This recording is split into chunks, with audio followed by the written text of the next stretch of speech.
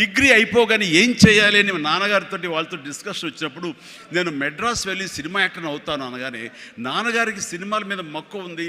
ఆ ఎక్కడ లోకల్గా సినిమా షూటింగ్ జరుగుతుండగా ఆ ప్రొడ్యూసర్ తోటి ఉన్నప్పుడు నాన్న 1-2 వేషాల్లో చిన్న వేషాలు మహా అయితే సెకండ్స్తో ఉంటుంది, 1 మినిట్ కూడా ఉండదేమో.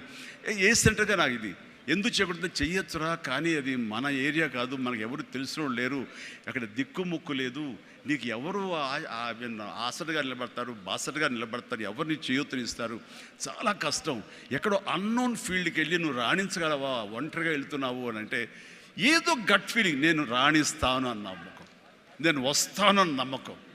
ఎందుకంటే ఏమనుకున్నా, ఏ బ్యాంక్ ఎంప్లాయీ అనుకున్నా, నాన్నగారిలాగా పోలీస్ డిపార్ట్మెంట్ అనుకున్నా, ఇంకోటి అనుకున్నా, నేవీ ఆఫీసర్ అనుకున్నా కిక్ ఇవ్వటం లేదు. అదే సినిమా యాక్టర్ అయితే యా అని అనిపించింది అని అప్పటి నుంచి సినిమా మీద దృష్టి పెట్టాలంటే నేను లింగులిట్టుకు ముందు వెళ్ళి 4 ఫోటోలు తీసుకుని ఆఫీస్కి వెళ్తే ఎవడో ఆదరించడు. నేను ఒక ఫిలిం ఇన్స్టిట్యూట్లో ట్రైనింగ్ అయ్యానండి, ఆమె ట్రైన్డ్ యాక్టర్ అని అంటే ఎంతో కొంత ఆదరణ ఉంటుంది, రా కూర్చొని చేసి టీ అని ఇస్తారేమో అనే ఉద్దేశంతో నేను ఫిలిం ఇన్స్టిట్యూట్లో జాయిన్ అయితే అక్కడ నేను అయ్యాను. ట్రైనింగ్ అయిన తర్వాత అక్కడి నుంచి ఏ ఒక్క రోజు కూడా రమ్మండి, ట్రైనింగ్ పూర్తి అవ్వకుండానే నన్ను నా టాలెంట్ని చూసి ఆయా ప్రొడ్యూసర్లు అప్పటికప్పుడు నాకు వేషాలు ఇవ్వడం మొదలుపెట్టారు.